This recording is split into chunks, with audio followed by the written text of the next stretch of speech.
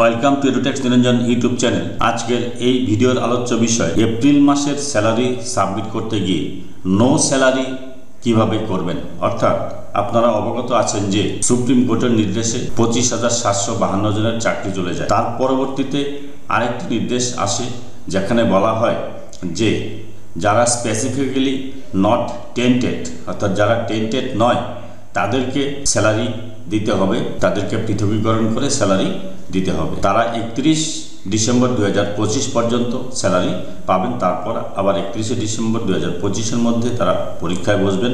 পরীক্ষায় বসে পাশ করলে তাদের চাকরি বহাল থাকবে। তো সেই মোতাবেক প্রত্যেক ডিআই অফিসে যারা স্পেসিফিক্যালি নট টেন্টেড, যারা টেন্টেড নয় তাদের তালিকা চলে এসেছে। এবার যাদের তালিকা আসেনি তারা হচ্ছে টেন্টেড, তাদের স্যালারি বাদ দিয়ে করতে হবে। বাদ দিয়ে করতে গেলে তাদের নো স্যালারি অপশান সিলেক্ট করতে হবে। তো নো স্যালারি অপশান সিলেক্ট করতে গেলে কারণ দিতে হবে, কারণ কি দেবেন এবং কিভাবে স্যালারি সাবমিট করবেন। এবং এই ভিডিওতে আমি আরও দেখাবো কিভাবে পার্ট স্যালারি সাবমিট করবেন এবং জিপিএফ কি করে বাড়াবেন। যদি কেউ জিপিএফ বাড়াতে চান তাহলে এই এপ্রিল মাসেই কিন্তু বাড়াবেন। তো আমি লগ ইন করে নিয়েছি, রয়েছে সাবমিট ফাইনালের স্যালারি রিকুইজিশন। তো আইএসএমএস পোর্টালে আমি লগ ইন করে নিয়েছি। লগ ইন করার পর এই অপশনটাতে আমি ক্লিক করলাম। ক্লিক করার পর দেখুন এখানে এসেছে রোপা 2019, এটাতে আমি ক্লিক করব। ক্লিক করার পর এখানে বাকি যে সমস্ত শিক্ষক রয়েছে যাদের কোনো চেঞ্জ হবে না সেগুলো আমি সেভ করে দিচ্ছি, একটা একটা করে সেভ করে দিচ্ছি। স্কুলের একজন গ্রুপ ডি স্টাফের চাকরি চলে গেছে টেন্টেড হিসাবে। আপনারা জানেন সুপ্রিম কোর্টের নির্দেশে সমস্ত গ্রুপ সি এবং গ্রুপ ডি অর্থাৎ নন টিচিং স্টাফদের চাকরি চলে গেছে, তারা টেন্টেড হিসাবে বিবেচিত হয়েছে, তাদের নো স্যালারি করতে হবে। এবং যে সমস্ত শিক্ষকদেরও চাকরি চলে গেছে তাদেরও নো স্যালারি করতে হবে। তো নো স্যালারি কিভাবে করবেন, স্যালারি বাকিদের সাবমিট করবেন, সেটা এই ভিডিওতে দেখাচ্ছি। সেভ অপশানে ক্লিক করলাম। সেভ অপশানে ক্লিক করার পর দ্য স্যালারি রিকুইজিশন এখানে হ্যাজ বিন সাকসেসফুলি সেভ, এখানে ওকে করে দিলাম। একজনের হয়ে গেল। তারপর আরেকজন এমপ্লয়ি রয়েছে তারটাও আমি করে দিচ্ছি, এইভাবে ওকে করে দিলাম। তারপর হচ্ছে এবার এখানে দেখুন 3 নম্বর যে এমপ্লয়ি রয়েছে তার পিএফ বাড়াবো, তাই আমি এডিট অপশানে যাচ্ছি। অ্যাকশন বাটনে ক্লিক করলাম। এখানে অ্যাকশন বাটনে গিয়ে তার জিপিএফ হচ্ছে দেখুন 5,000 টাকা রয়েছে, এটা আমি 7,000 টাকা করে 7,000 টাকা করে দিলাম। আর বাকি সব একই থাকবে, সাবমিট করে দিলাম। এবার এটা আমি সেভ করে দেবো, ওকে করে দিলাম। তারপর পরের এমপ্লয়িটা আমি সেভ করে দিলাম, ওকে করে দিলাম।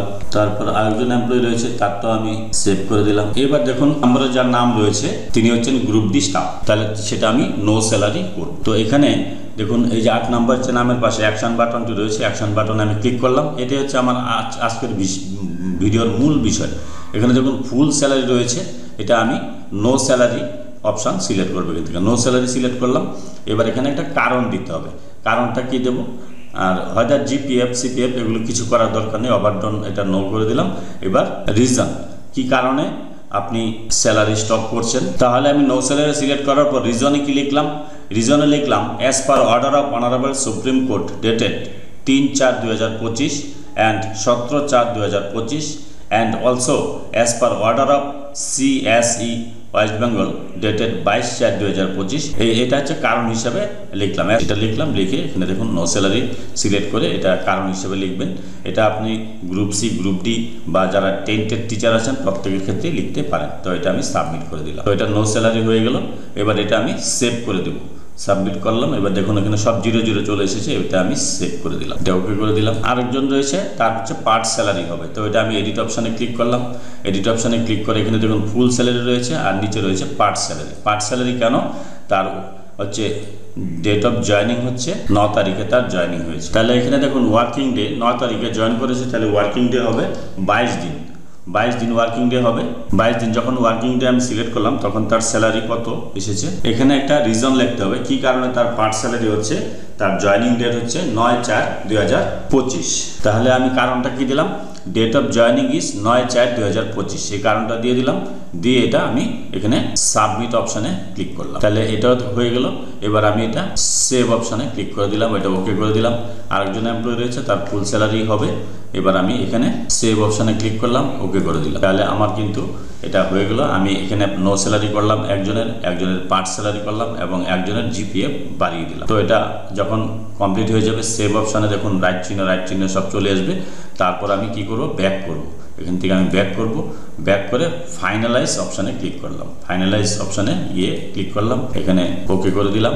তাহলে আমার স্যালারি ফাইনালাইজেশন হয়ে গেল। এইভাবে আপনারা স্যালারি ফাইনালাইজেশন করতে পারেন। তারপর লগ আউট করে দেবেন। এবার স্যালারি রিকুইজিশনটা ডাউনলোড করে নেবেন। কীভাবে করতে হয় সেটা জানেন। তো আজকের ভিডিওতে আমি আলোচনা করলাম কীভাবে আপনারা নো স্যালারি করবেন। টেন্টেড টিচার এবং যারা গ্রুপ নন টিচিং স্টাফ রয়েছেন তাদের নো স্যালারি কীভাবে করবেন, এবং পার্ট স্যালারি যারা মাঝপথে জয়েন করেছেন তাদের পার্ট স্যালারি কীভাবে করবেন, এবং জিপিএফ কীভাবে বাড়াবেন সেটা দেখালাম। যদি ভিডিওটি ভালো লাগে please like, share and subscribe this channel to get notification off the next update. Thanks for watching.